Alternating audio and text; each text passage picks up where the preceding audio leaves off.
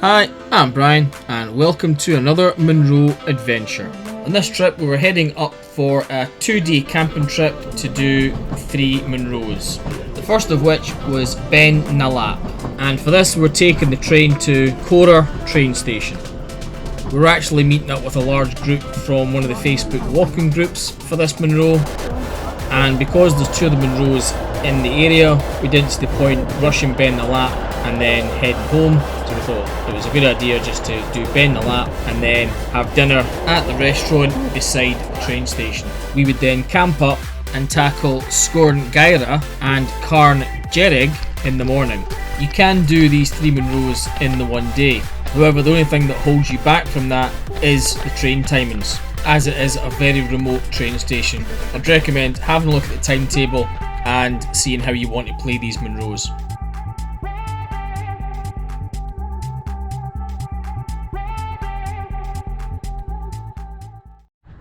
Right, we're here doing Beinn with Charlotte. Corey's up there somewhere, and I got a little Poppy.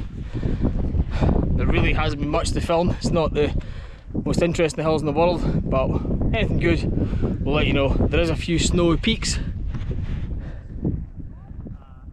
in the distance, but not much where we are.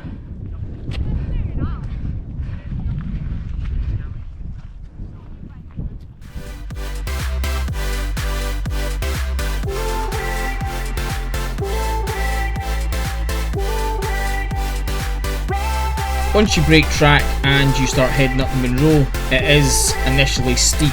However, we were carrying all of our kit for while camping and the hill didn't slow us down in any way.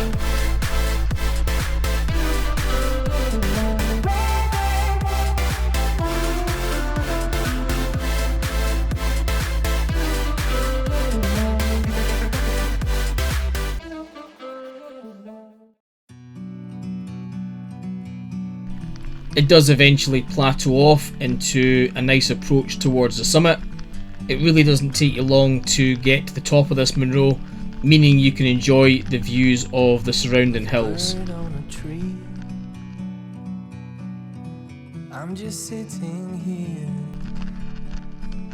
I got time. There's really nothing difficult about this Munro, so it makes it a really good beginner Munro for you and your dog. But if your dog hasn't been on a train, I'd recommend doing a bit of train training with your dog prior to coming on this trip. We can sit together. It's so beautiful, you and me. And here we are now hitting the plateau, and it's now a nice easy approach to the summit. We're really treated with the views of the surrounding peaks. Because we're covered in snow, it just made everything look a lot better.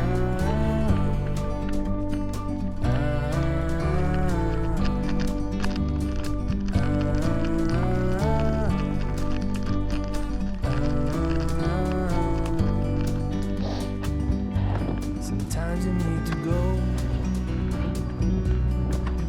take a step back to see the truth around you. From a distance you can tell.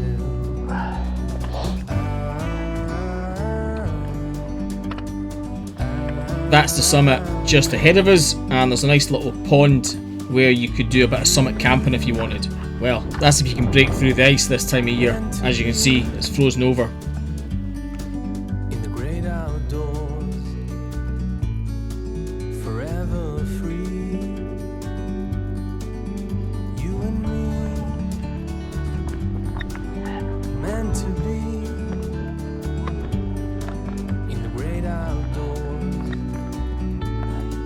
forever free.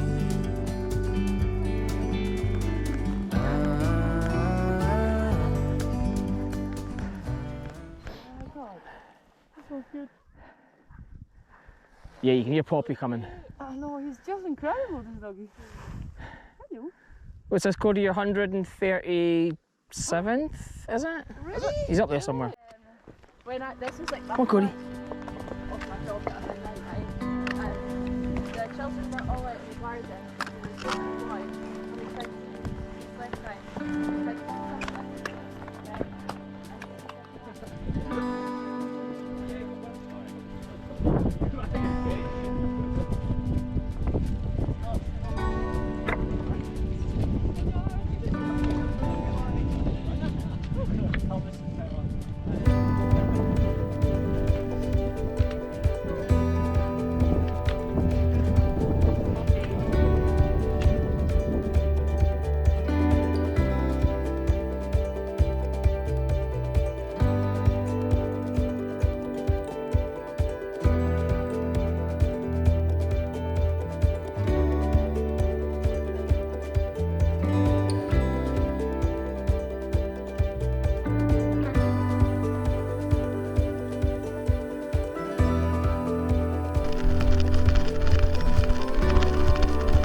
As you can see, it's also a very popular hill with Munro baggers and tourists, as it's not hard to get up.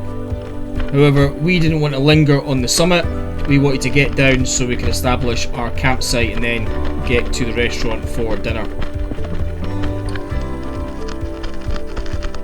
And I have to say, the food the restaurant has is amazing and some great service. It's also dog friendly.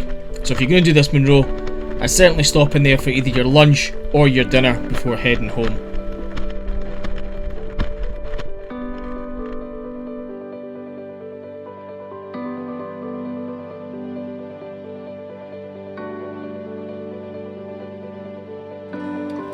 I had pushed about 4 kilometres down the loch closer to the 2 Munros we're going to do the next again day, just making our life a little bit easier.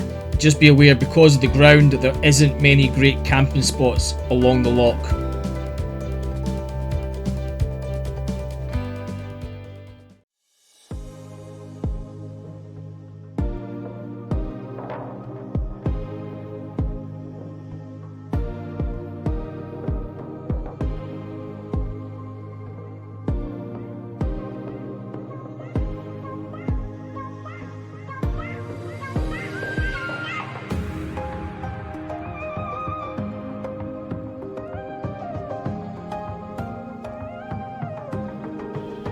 Despite the early start and walking in pitch blackness, it wasn't that hard to get up to the first Munro, and we got to the summit just in time for sunrise. There's just something special about being on the summit of a Munro for sunrise, even when you're freezing your ass off. We then headed down and back up again to the second summit. It's quite a straightforward route, nothing too difficult. Saying that, I was feeling a bit fatigued heading towards the second summit, but once I got to the top, got my second wind and I was fine after that. And as for Charlotte and the dogs, considering this was their first nighttime ascent, they did a fantastic job. I did keep Cody on the lead for the ascent until it got light, just because dogs can see better in the dark than we can, and the last thing I wanted was him to see something in the dark and bolt off after it.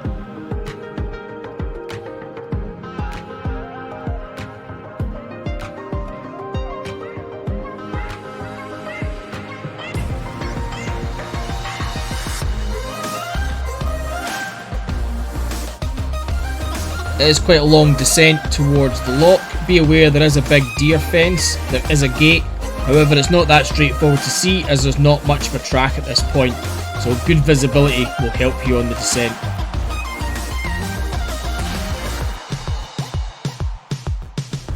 After that you hit the road taking you along the side of the loch. It's a really nice scenic route which takes you all the way back to the train station just in time for a nice pot of tea.